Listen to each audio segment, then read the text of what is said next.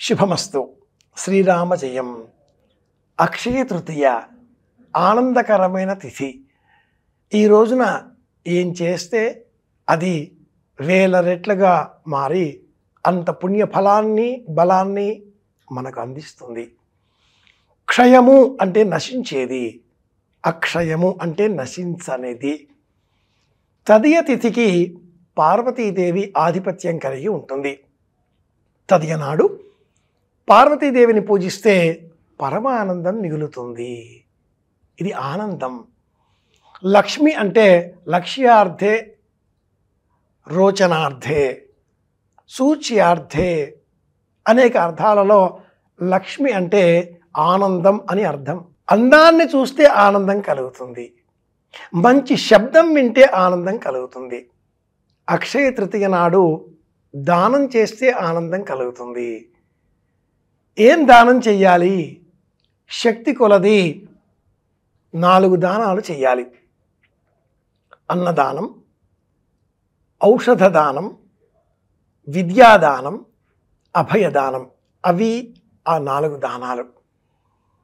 ఈ 4 దానాలకు మించి దశదానాలు, షోడశ దానాలు అనేకం చేస్తూ ఉంటాం.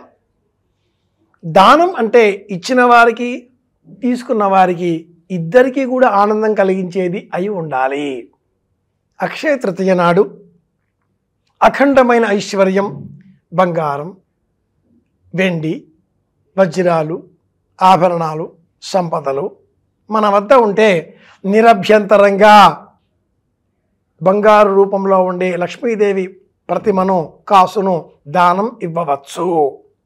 ఇవ్వాలి కూడా, ఏ దోషము లేదు, పుణ్యం కలుగుతుంది.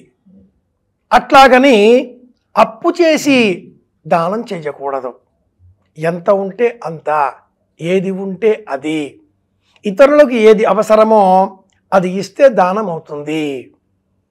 మన వద్ద అధికంగా ఉన్నది, మనకు అనవసరం అనుకున్నది, కీర్తి కోసం చేసేది దానం కాదు. అతి దానాత్ హతఃకర్ణ అని ఒక ప్రమాణం ఉంది. దానం ఎక్కువగా చేసిన కారణం చేత కర్ణుడు అంతమయ్యాడు అని కూడా ఆ సామెతకు అర్థం. అక్షయ తృతీయ నాడు బంగారం కొంటూ ఉంటారు. ఎవరైనా కూడా కొనవచ్చు, డబ్బుంటే కొనాలి, అప్పు చేసుకునే అవసరం లేదు. పసుపు ముద్ద రూపంలో అమ్మవారి ప్రతిమ చేసి పూజిస్తే కూడా ఆనందం కలుగుతుంది. 2 తమలపాకులు, అంత పసుపు ముద్ద, 2 మల్లె పువ్వులు, కాసింత తేనె నైవేద్యం, 1 దీపం, 2 చేతుల నమస్కారం. ఇది కూడా మనకు ఆనందాన్ని కలిగించే అంశాలే అవుతాయి. అక్షయ తృతీయ నాడు మనం ఏం చేసినా అది మనకు ఆనందాన్ని కలిగించేది అయి ఉండాలి. ఆలోచనతో లేదా అనుమానంతో లేదా బాధతో లేదా అసహనంతో ఇబ్బంది కలిగించేవి కాకూడదు. అక్షయ తృతీయ నాడు స్థాయి ఉంటే ప్రతిమ దానం చేయడంలో దోషమేమీ లేదు. ఏ వ్రతం చేసినా ఆ వ్రతానికి సంబంధించి ఉద్వాసనలో ప్రతిమా దానం అని చెప్పబడి ఉంటుంది. అది వరలక్ష్మి వ్రతం కావచ్చు, కేదారేశ్వర వ్రతం కావచ్చు, సత్యనారాయణ వ్రతం కావచ్చు. వ్రతం ఏదైనా ఆ వ్రతానికి సంబంధించి చేసేటటువంటి ఉద్వాసన ప్రతిమాదానం, స్థండిల దానం, వస్త్రము, బియ్యము, కలశము, ప్రతిమ ఇవన్నీ ఏర్పాటు చేసి పూజ చేస్తాం కనుక పూజతో సహా ఆ ప్రతిమను కూడా దానం ఇవ్వాలి అని శాస్త్రం.